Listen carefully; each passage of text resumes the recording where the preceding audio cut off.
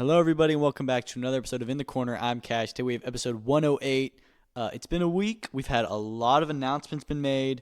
Last week about UFC. Their launch on Paramount is official. That's what we're going to start with today. We've had some huge fights announced. Shakur Stevenson, Teofimo Lopez is official for January 31st in New York City. We had the WBC convention today. Lots of big fights being ordered. We're going to talk about Ben Whittaker's huge first-round knockout this weekend. Fraser Clark losing to Jimmy TKV. Everything and more. Janibek getting popped for PEDs and out of the fight against Erislandy Lara on Saturday. Let's just hop into it. First thing, UFC 324 and 325 have been officially announced by Dana White at halftime during a big football game on Thanksgiving evening. I thought that was a pretty cool way for them to launch this deal on CBS with a big audience. Now let's just talk about it. Both of these main events are very, very disappointing. Now, we'll talk about Volk versus Diego Lopez too, and that's in a minute, and that's actually the one I had the most problems with. But I just want to preface this by saying that 324 is an incredible card. I mean, just going through it all the way. Main event, Paddy Pimblett versus Justin Gaethje. Do I think that this fight should be for the interim title? No, not necessarily.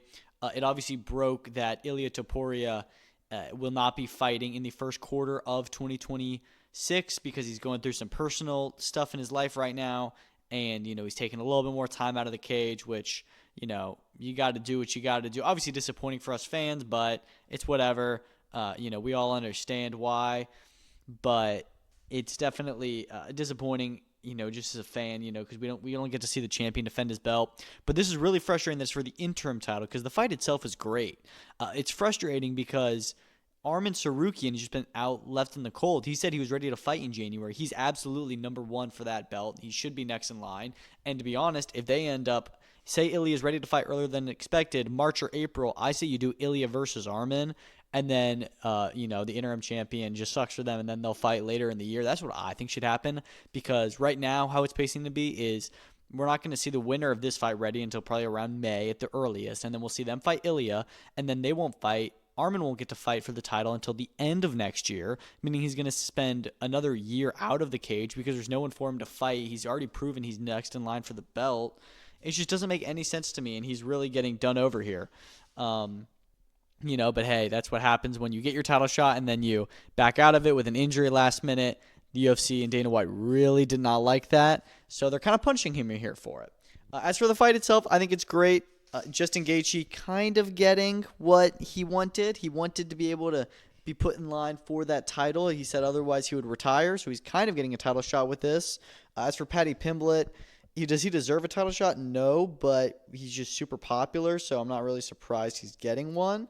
But I think the fight itself is actually pretty good. The co-main event, Kayla Harrison defending her title against Amanda Nunes coming out of retirement. That's a huge fight. A lot of people think that should be put as main event over this one. I don't care too much because I do think that Paddy versus Justin is, they're really big names in the UFC, in MMA, and, I'm not surprised that their main event over Harrison Nunes, which is undoubtedly the better fight and the more important fight, one of the best fights ever in the history of women's MMA. But at the end of the day, it's what is going to draw more headlines, and that is Paddy versus Justin. Sean O'Malley's going to be back on this card. He's going to be fighting Song Yudong. That's a top 5 bantamweight fight. Great fight. Really good comeback for him. Waldo Cortez Acosta getting a big fight against Derek Lewis, number 5 versus number 8 at heavyweight. We know Waldo was trying to get on one of the December cards. That didn't happen, so now he's going to be fighting the man himself, Derek Lewis. That's a great fight. And if Waldo wins that, I would not be surprised if he ends up clinching a title shot. Arnold Allen versus John Silva is a fantastic fight. Really excited to see John Silva back in the cage and Arnold Allen, fighting another big name. That's a good one. Alexa Grasso was announced to fight Rose Namajunas. This is on the prelims now. We thought we were going to be getting that fight. Grasso's already out with an injury, so now it's going to be Natalia Silva, who just beat her. And Natalia Silva is she's next in line for the title, so she's kind of risking this one here, but it's a great fight. Umar Nurmagomedov was announced as the 7th fight on this card. He's going to be fighting Davison Figueiredo. Again, phenomenal fight.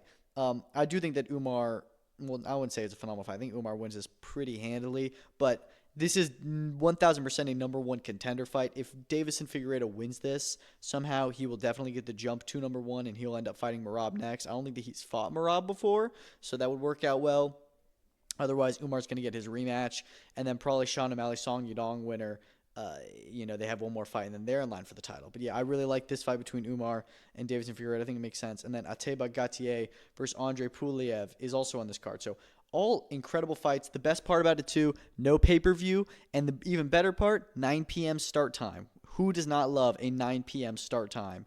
Because the 10 p.m. has been terrible, here on the East Coast. So I'm really, really happy about it. Let's talk about 1 week later. We're going to be getting 325, January 24th to January 31st. That's also incredible. Another title fight, another, numbered event. The main event I just think is horrible. Alexander Volkanovski defending his featherweight strap yet again.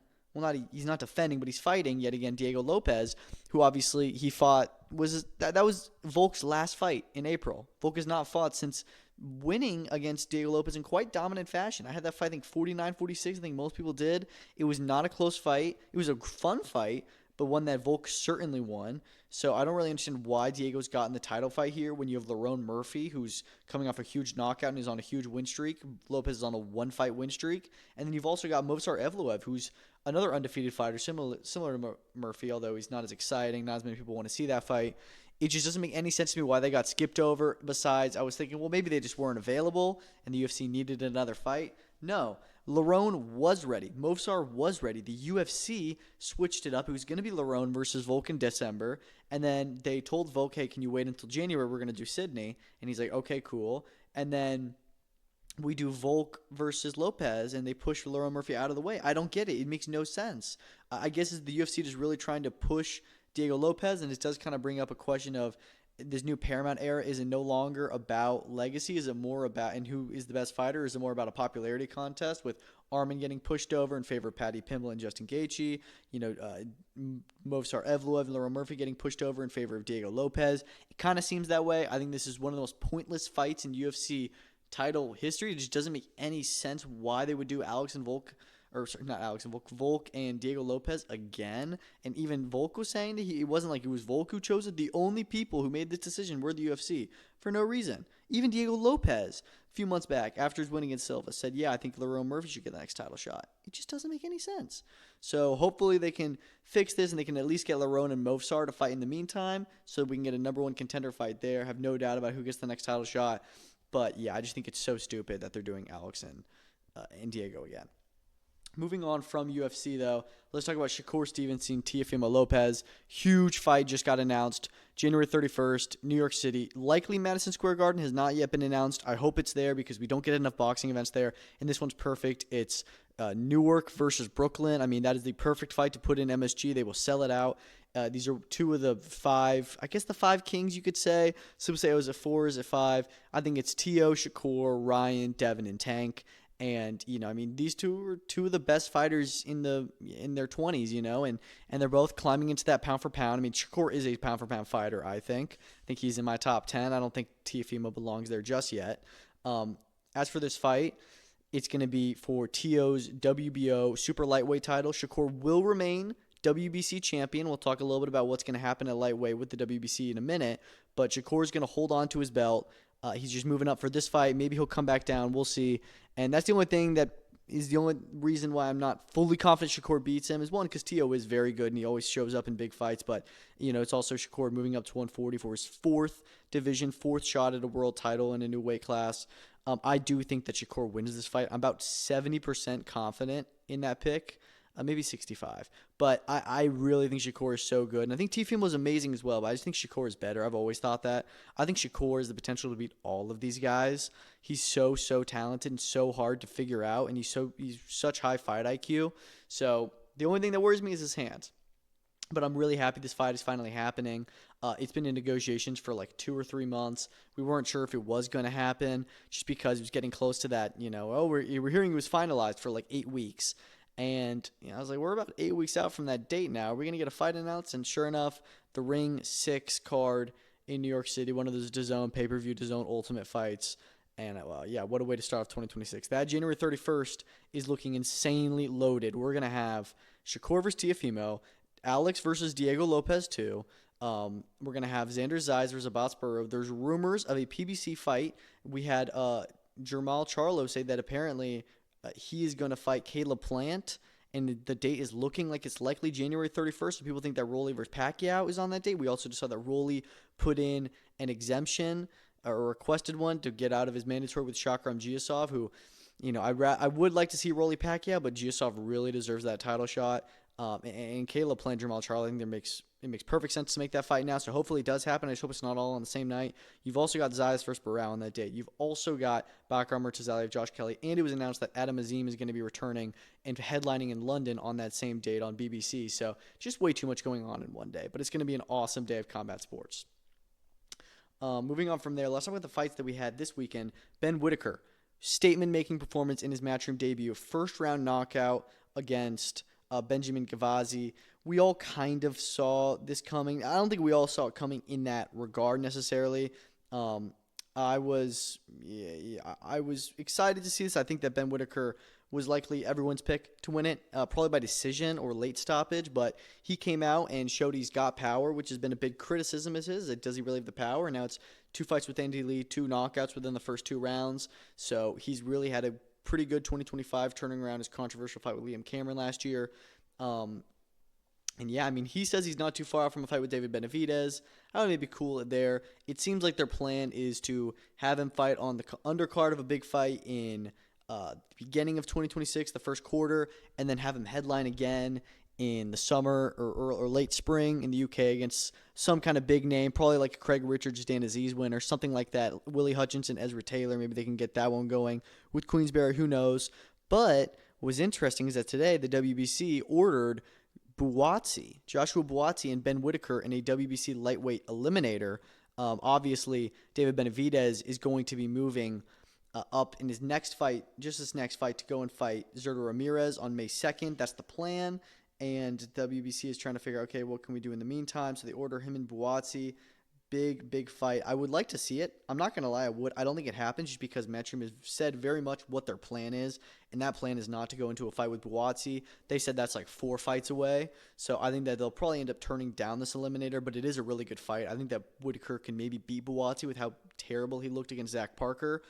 I don't think that Whittaker is this world beater or anything, but I do think that he's really, really talented. And based off their last performances, I think that he has a very good chance of beating Buatsi. But yeah, I was really, really impressed by him. I just hope they can get him out really soon. I mean, that was one of the KOs of the year. It was really, really impressive. On that undercard, Cameron Vong and Gavin Gwynn fighting to a draw this time. Really, really close fight. Great fight. I thought it was better than the first one. I scored it a draw myself. I wasn't mad at the decision. I think that Vong definitely did better in this one than the first fight, but I also think Gavin Gwynn kind of turned it up a bit. So it was just a really fun fight. I honestly think there's a chance they could do a trilogy. I doubt that they will. Probably time to just let it go and, figure out something new for Vong. But, definitely a bit worrying that he's had 2 fights with Gavin Gwynn, who's a guy who's kind of past his prime, and he's not able to beat him convincingly in either fight. So, again, he's only had about 10 fights very early on in his career, but yeah, was not able to get the job done. Aaron Bowen lost to Tom Cowling in a great 10-round fight for an area title. Cowling did end up getting dropped in the 4th round, but Aaron Bowen just kind of had a lot of mistakes, and I think that the win was there if he just kind of pushed forward a little bit more and had better defense. But Cowling boxed the better fight, got the decision, wasn't mad at it. It was a really fun one, and they said they're going to run it back next year. What else? You had Molly McCann. She looked pretty good against a interesting opponent. Ibrahim Suleiman, he won his first title with a 6th-round stoppage, his first stoppage of the year. Had some dull performances, but he got it done. Zelfa Barrett and Liam Dillon put on a pretty fun fight that Barrett won. I had Barrett winning 77-75 on my card. I thought it was close. Some people think that they're going to, if say Joe Cordina gets past Gabriel Flores Jr. and he doesn't get that world title shot, they could do Cordina versus Barrett. I wouldn't mind that. Just thought it was a little bit interesting. This was an 8-round fight. But yeah, I enjoyed their card quite a bit. We also had the debut of Boxer on BBC with Jamie TKV beating Fraser Clark quite convincingly, actually. I had the fight 115-112. I thought that Fraser Clark had a great start to the fight. Looked good for the first 3 rounds or so. TKV even had a point deducted in the 3rd round. But then from that point on, it really just became TKV's night. I only had Fraser winning 1 of the last 9 rounds, and he really became very worrying in the later half of the fight. Just not looking good, tired, barely could stand, it seemed, wasn't doing anything. And the worst part is in between rounds 11 and 12 on the corner's asking him, Fraser, are you with me, man? And he's just not even speaking. I don't understand why his corner didn't pull him out. He was completely done. Look, Fraser Clark, he hasn't had a lot of pro fights, but he's had some tough ones. I mean, you look at tonight and how poor he looked. You look at what Fabio Wardley did to him last year, and it's just kind of like he's not necessarily young. So the question is it time for him to be pulled out? Time for him to hang him up? We'll see. I don't think he's going to retire. I don't know if he should retire. He could, but we're just going to have to see what they decide to do with him. Definitely take it easy. Come back in like an 8-rounder. But take a good bit out of the ring. I mean, TKV is a pretty messy fighter and just completely worked on his inside work in that fight. I thought he looked pretty good, and it's just crazy how he's ended out the year as the British champion. He could go ahead and he could rematch David Adelaide. He could rematch, or not rematch, but he could fight Dave Allen. Allen kind of wants that British title fight. So there's a lot of good fights out there for TKV. We'll just see what Boxer decides to do with him. Also on that card, you had Fran Hennessy. I thought she looked pretty good. I had her winning 100-90, as did all the judges, so I was pretty impressed. Jack Massey had a tough fight against a Mexican journeyman. Got dropped in the first round. After that, kind of, turned it around and ended up stopping him in the fourth round with a great knockout, a huge uppercut. Really, really liked that, but it was definitely a tough opening round. Joel Kodua outboxing Bobby Dalton in a fun 10-round fight for the English title, I believe at welterweight. So I thought it was an overall decent debut for them. The production looked good. It was just kind of a little bit quiet. I don't know. I think the production looked good on TV, but it seemed a little bit dark in there as well. So I don't know. It felt I wouldn't say cheap, but a little bit inexpensive maybe. So I don't know, but I bet it'll just get better over time. What else? ProBox TV had an awesome fight card. I thought Justin Paldo getting a 7th round stoppage against Nike Thuran. I thought Thuran had a good start, but then Paul just kind of made his fight, was outboxing him. He's a really good fighter. I believe he's a lightweight, so excited to see what they do with him next. Muhammad Yakubov, I thought he was unlucky against Christian Cruz. Cruz, the guy who upset Jeremy Hill earlier this year, and, definitely fought a fun fight, but I thought Yakubov won the majority of the rounds. Not as much as he could have, but was certainly the better boxer. It ended up being a draw. I do not agree with that decision at all. I had the fight 97-93 for Yakubov, so I definitely feel for him, but that's what you get sometimes with these judges. They favor the guy who comes forward. Eric Badillo dominated Elwin Soto. Again, after the first few rounds, he really just made it his fight, and he's not far away from a world title shot. Adelaide Ruiz won the vacant WBC Super Flyweight Championship against Alexis Kubicki. She looked good. It was just overall a really fun fight card. Charlie Sheehy had a great stoppage in the 6th round. I don't know. I'm enjoying the Pro Box cards. I think they've had really good stuff. They got one more this year with Ramon Cardenas back in action against Eric Robles, so that should be good. Manny Pacquiao Jr. This is pretty crazy. So Manny Pacquiao's son had his pro debut this weekend, and he did not look good. It ended up being a draw, and I don't even think he won it. He also fought a fellow debutant named Brendan Lally. I thought Lally won the fight 39-37. Quite confident in that. In fact, 2 of the judges had to draw, one of which gave it to Pacquiao, which I thought was absurd. You look ringside, his mother was crying on Manny's shoulder. She was crying, and I don't think it was because, oh my gosh, like her son is fighting now. It's because he was getting beaten, and Manny looked pissed. Obviously, it's not a big deal. He didn't even lose the fight in the end. Look at Bernard Hopkins, lost his first fight, and then came on to do great things in boxing. So it's not like it's the end of the road for Manny Pacquiao Jr., but I think we just kind of saw already. It's like, yeah, I don't know if you're going to be the same level as your dad, which nobody was really expecting per se because his dad is a legend, but, definitely a rough debut, especially when Elijah Pierce versus Lorenzo Parr was meant to headline that fight card. That got pulled to the last minute. I think it was some kind of weight or sickness issue with Pierce. There was some kind of hijinks going on. I don't know. They were both saying stuff, but that sucked because that was really going to be a good fight. What else? Greatest Krause had a phenomenal 2nd-round knockout against Rostam Ibrahim. So he's already in under 10 fights. He's got an IBF European title, first 10-rounder. Looked great.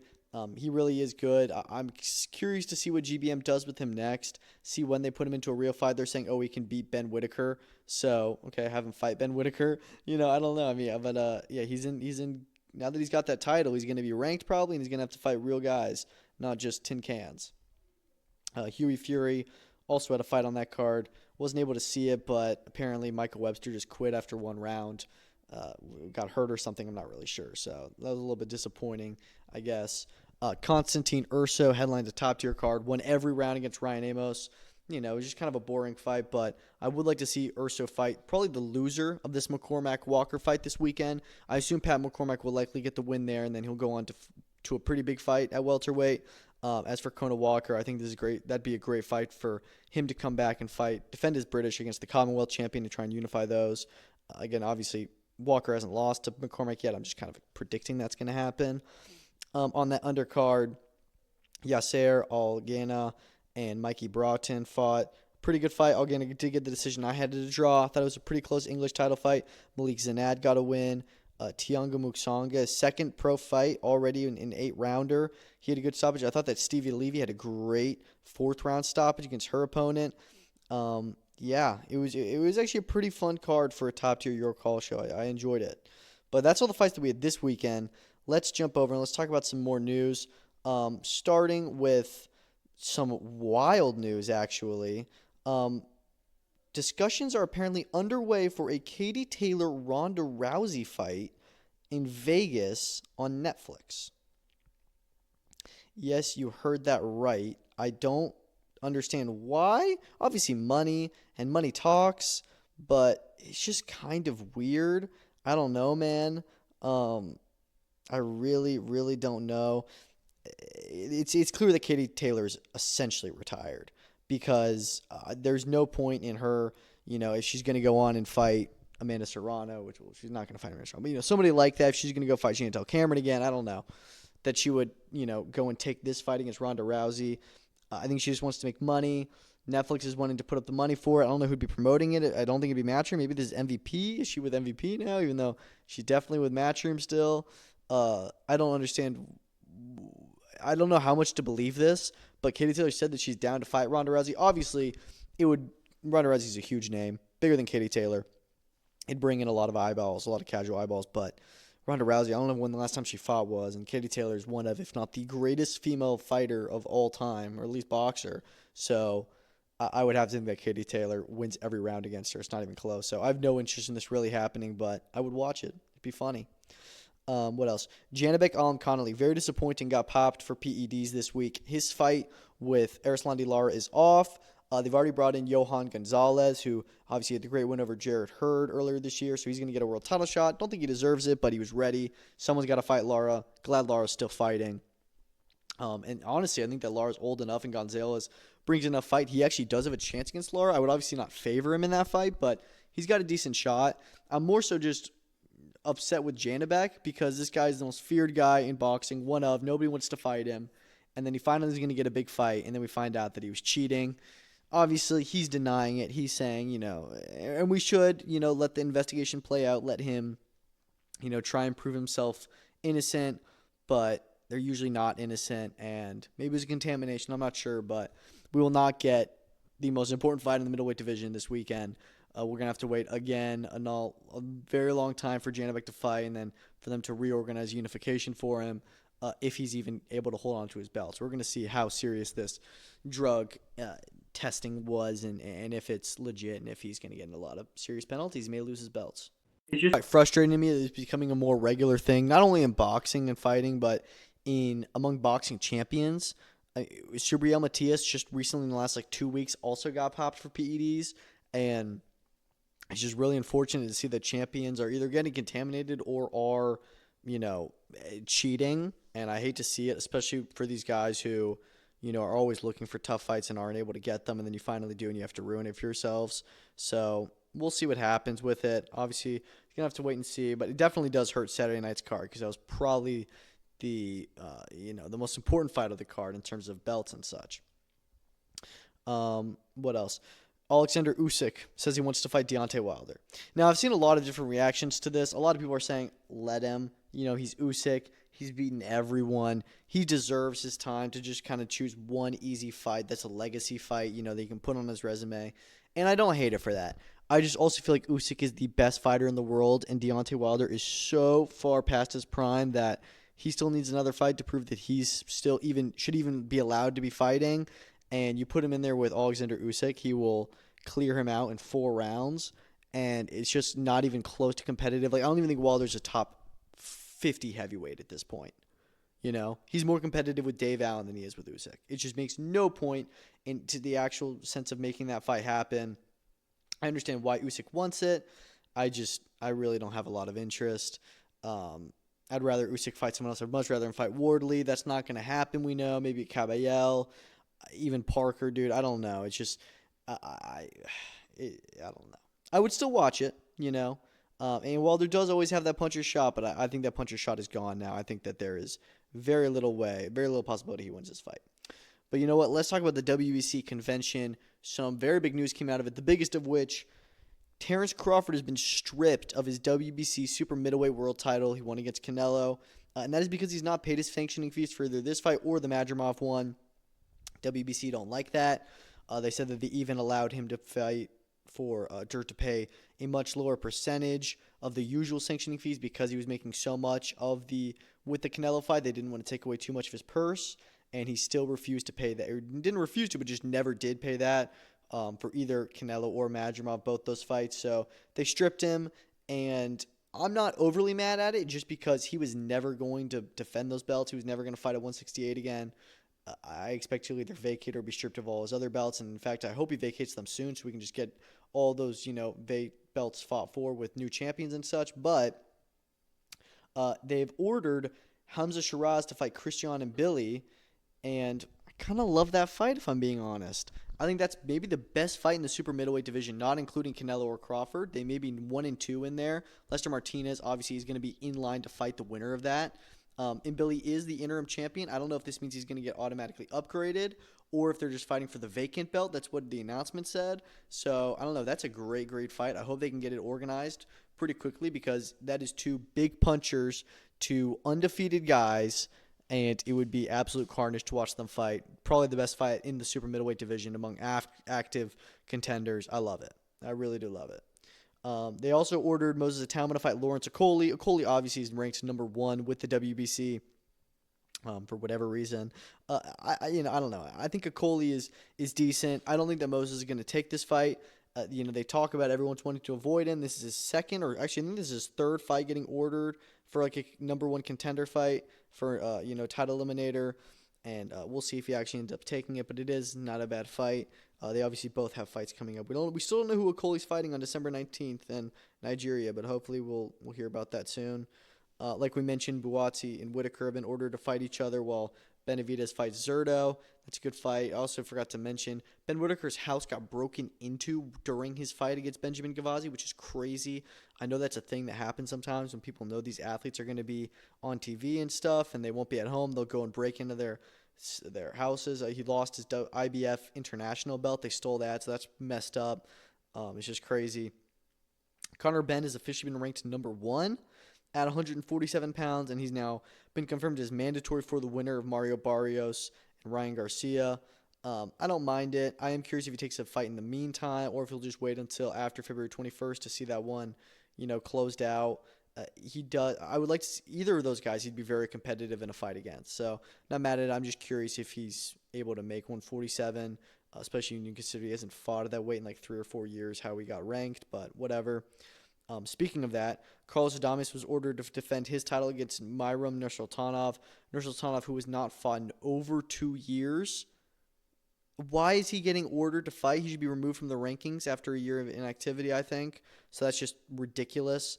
Alberto Puello will remain mandatory for the Matthias Smith winner. The WBC also said that Matthias is not guilty and the fight will go ahead, although he'll be on probation, whatever that means. But looks like Matthias Smith is still going to be happening in January, and Puello will fight the winner. I actually don't hate it. I thought that Puello and Matthias could have run it back after their last fight. It was so close and such a good fight. So I'm not overly mad at Puello immediately getting another title shot, but it also is a little bit, he didn't have to do anything to get another title shot. He just kind of had to wait until this fight happened. But regardless, just some weird stuff with the WBC. Jadier Herrera and Ricardo Nunes have been ordered to fight for the interim belt.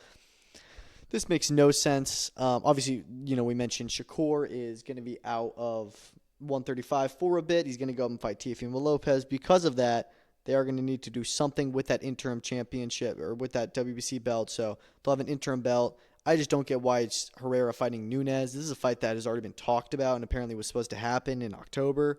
So I think this is just the WBC, hearing that was going to happen, so they just ordered it. And Herrera, I mean, he's really good, and I wouldn't have been mad if he was fighting for the interim against someone who was, at his level and also very good. But, him and Nunes fighting for an interim title just doesn't make a lot of sense.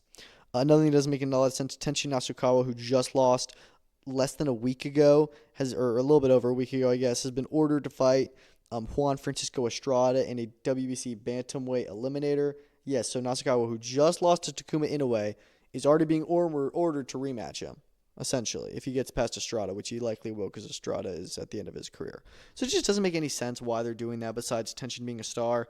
That fight wasn't close enough to warrant a rematch between Tenshin and Takuma, so I don't know.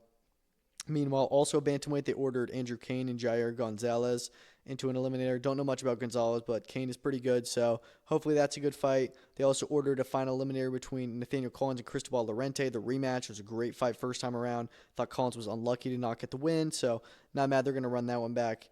And they also, Bruce Carrington was confirmed to be defending his interim featherweight title against Carlos Castro. Pretty good fight. Good step up for Carrington. And that will be on January 31st. We don't know if that's in Puerto Rico or New York City. There's rumors about him fighting on the Puerto Rico card, as that is a top-ranked show, it seems. However, he's from Brooklyn. He's from New York. I would really be surprised if he's not on that card. I think he likely will be defending his interim title there. Either one wouldn't surprise me. Some other stuff. We heard this week that the Boots and Ortiz fight deal could be done by next week. And then we also hear that Matchroom has the MGM Grand Arena booked for March 28th. It was also confirmed on the the Nevada State Athletic Commission's website that February 21st and May 2nd are booked at the T-Mobile. That's obviously the Garcia Barrios and Benavidez Zurdo dates that we've heard about. So it looks like Boots Ortiz may actually be getting finalized soon. Now, we wanted this fight to happen. Everyone was saying, well, let's see if it actually happens next. There's talking about wanting to do this fight in between and whatever. No, it seems like this fight is going to happen next, and it's going to happen as early as the end of March. So, yeah, big fight, and I really hope they can get that deal done quickly because that is a huge, huge fight. And, yeah, I'm really excited for it. Turkey disputes the slowdown in Saudi boxing spending. There was a report that Saudi Arabia's their spending is getting a little bit out of control, and they're going to be slowing down a lot of these investments. He said that that's all, rubbish, and that they're still going to be spending lots of money on boxing, and that nothing's slowing down. They're going to keep on doing their thing. And I do like to hear that because obviously, they're doing the most important stuff in boxing right now, and I don't want to see it slow down. Obviously, I want the fights to not only take place in Saudi Arabia, but Turkey's been saving boxing. So, it's good to hear that. We'll see if there is a change in the amount of money being spent, but every year it just seems like they're upping it and doing more big things. Tom Aspinall said he is still not cleared to fight with his doctors. A report came out about that. He did a lot of interviews this week.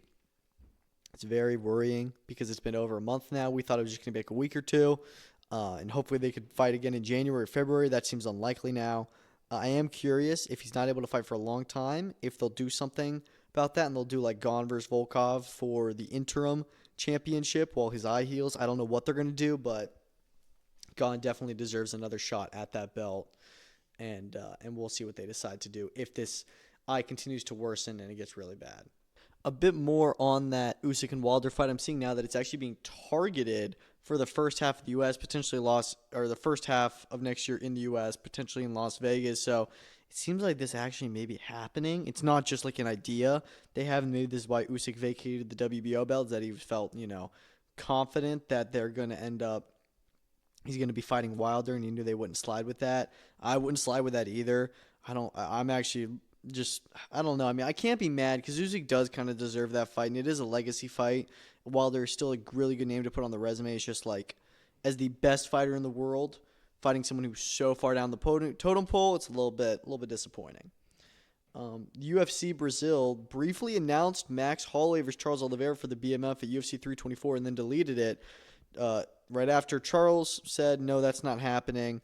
I think this fight may have been discussed to be on that card, and then they changed their minds, or it's still going to happen. I actually think it probably will. It seems like they are moving in that direction. This fight will be next for both in the first 3-4 months of 2026, but, it's just not going to happen on that card, and the intern messed up. I don't know. But I do hope that fight happens for the BMF because it's a great fight. Dimitri Bivol said that he could fight, or not, he didn't say that, but Eddie Hearn said that he could end up fighting a mandatory next before the Beterbiev trilogy, saying Bivol is not going to be fighting before March. So he's going to be spending a year out of the ring after his recovering from some operations he had. And then he's not even going to go straight back in with Beterbiev, which is just so frustrating. I want to see that trilogy. And also just don't want to see them both sit out of the ring for so long. Beterbiev was supposed to have a fight with Jan Nicholson just the other weekend. Got canceled about a month out. So hopefully they can rebook another fight for him. He's obviously no longer with Top Rank, so I don't know where that fight would be. Maybe just on a Turkey card. And then Bivol would fight someone like Michael Eifert. Obviously, he's IBF mandatory. He's been waiting for a very long time. Callum Smith is the WBO interim champion, although he's going to be fighting David Morrell, it seems. So I don't know. I wouldn't be overly mad if Bivol did defend against one of his mandatories because he does need to defend those. But it seems like he's now not going to be fighting Beterbiev until like middle to late of next year, which is just very frustrating. Lewis Crocker returned potentially April 11th at Windsor Park. That was just a report that came out. I wouldn't be surprised.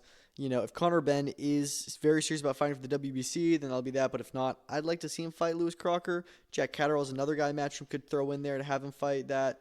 Maybe if Liam Paro beats Paddy Donovan and he's ready by April, you could do that fight there. I don't know.